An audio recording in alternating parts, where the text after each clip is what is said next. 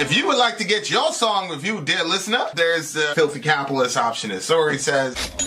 125 gets you straight to the head of the line. You don't have to be a part of the alliance. You don't have to be part of the group. Wait a minute. And the biggest thing is you don't have to wait. You hop, skip, and jump right in front of everybody. 125 gets you there. You do that 3 times, and then get mashed down to the $75 rate for perpetuity. Yes! Also, there is a band review option.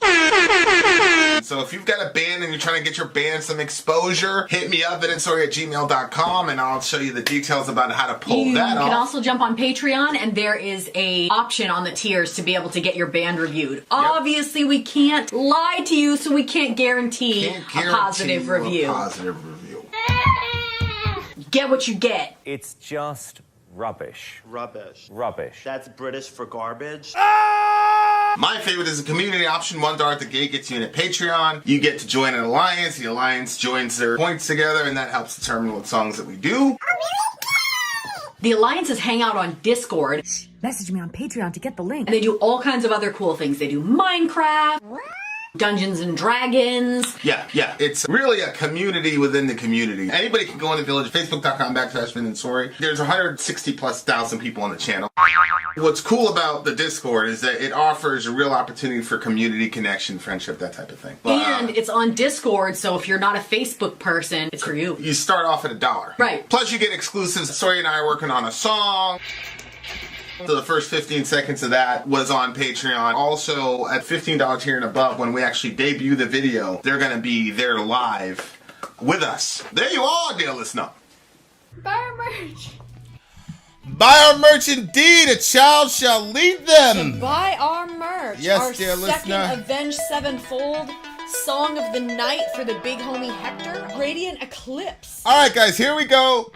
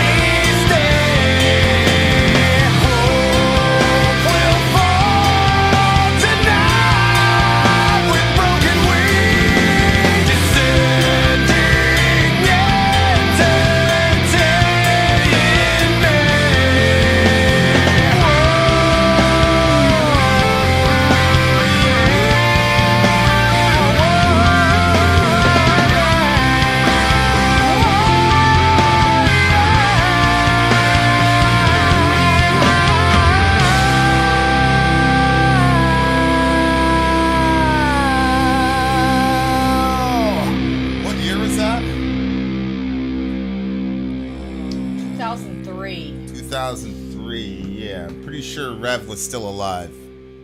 So Avenged Sevenfold had a drummer nicknamed the Rev, and he died. He had some sort of physical disease or whatever, and he died of that, but did he kill, whatever, but yeah. Anyway, he died, I'm pretty sure, while they were in their 20s. Like, they had just made it, but he had got diagnosed with this disease. I forgot what the disease was, and then he had an enlarged heart is what it was. So they had pretty much gotten notice that he was gonna die. So it's one of those things. It's kind of like Evanescence, where her sister is such a impactful, and then she lost her brother. So every sad song you think is about that. Amy always messages me, it has nothing to do with her sister. There are other things that she sings about. Same thing with Tool. Maynard's mom was a big, influence in his life and his music across multiple bands. We did the Maynard's Mom Quartet on the playlist, which is one of the best playlists we've ever done, actually, in my opinion, because it showed early Tool. What's the other band that he did? Perfect Circle. Yeah. And then later Tool, we were just tracing all the songs where he talked about his mom and his upbringing, how influential that was to him. So a lot of times when I hear early Avenged Sevenfold, that is a lot of the thinking for me, is that they have this as a backdrop, that their friend was dying, essentially. Okay. So you're saying that when he's saying that 2 nights ago I was shot, a bullet sank straight through my skull, that was the death of his friend? Well, I'm assuming that that's when he broke the news to his friends, was that, hey, I've got this, blah, blah, blah. And he's comparing that to himself dying. A friend pulled a trigger that silenced me. No pain as I awoke, but dead. Seeing the face of the man, the time as he lays down his gun. I knew this was going to take place. Why silent, so peaceful, so numb. So I think he's talking about his friend broke the news to him. You love somebody, they say something, and you're like, oh, you're killing me. Mm-hmm. It looks to me like that's what's going on. And this is him dealing with the knowledge of the fact that his friend's gonna die. Really? Okay. But says, it's up to you. You're all gone to me. I've been pulled out to watch from my eternal sleep. Intuition and a warning to believe. I will believe. Something was wrong, and though I felt I had to stay, moving on seemed to be somber bliss. Without one goodbye, I watched my mother shed tears. It sounds to me like he's disassociating. Well, that's one of the things that happens when somebody very close to you dies. You start to disassociate from people. Yeah.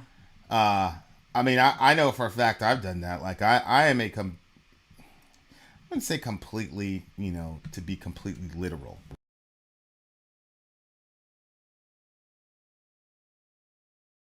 Death of both of my mothers. I'm a much different person. So I don't know. I don't know if he's speaking as the Rev here. You're all gone to me. I've been pulled to watch from my eternal sleep. Maybe the ghost of his friend, pulled out to watch from my eternal sleep. Intuition and warning to believe something was wrong, though I felt I had to stay. Again, that sounds like this is a dead person talking to the people that he left behind. Because he said, I've been pulled to watch from my eternal sleep. Yeah, I just took that something as is wrong. I felt I had to disassociation. stay. Moving on seemed to be somber bliss. So, I'll watch you calling for me. You can't bring back time. Close your eyes and look away. Phase exposed won't let me stay. Hope will fall tonight with broken winds, descending entity in me. So it just looks like it's his friend saying, look, guys, I'm gone. You guys have to move on. You can't bring back time. Close your eyes and look away. Phase exposed won't let me stay. My voice has been taken from me, etc., etc. So to me, that's him dealing with the death of the impending death of his friend, and then the fallout that's going to happen to everybody. And he's basically speaking as the ghost of his friend to all these people, saying, Yeah. "Hey, it is what it is, guys." I can totally see where you're coming from. The song was not that to me. The song to me is you know how like certain events can split you into multiple people.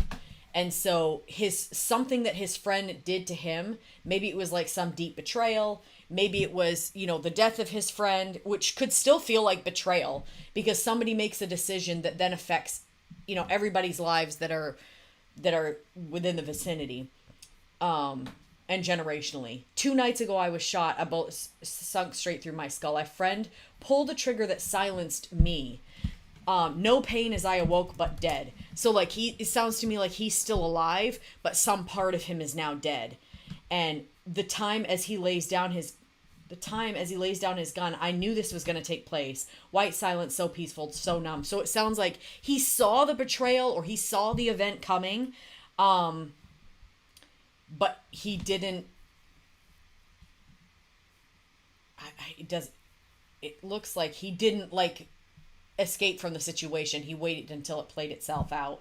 No one knows the times they're changing. No one will see through. That part was a little bit. I was like, wait, I don't know. I kind of thought he was saying, like when this was actually happening in real time, he didn't even recognize that that's what was happening to him and that a part of him was like dying while another part of him was alive and numb.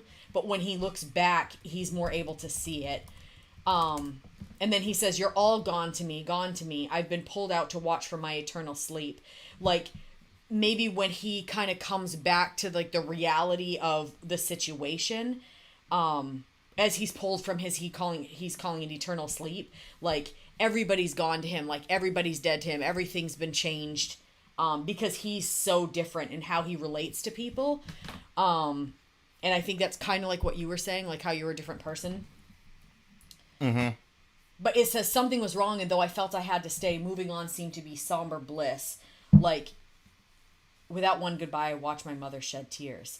And that's kind of why I'm like, I think it's talking about himself splitting, because he says that he watches his mother shed tears. And again, he sounds like he's outside of the situation. Like it's the numb part of himself that's still alive, that's watching his mother cry over the person that he's become, that he's changed so much. And maybe the disassociation that he's experiencing. I wouldn't say it doesn't have anything to do with the death of his friend, because I would assume that, again, I've not lost anybody close to me in that way.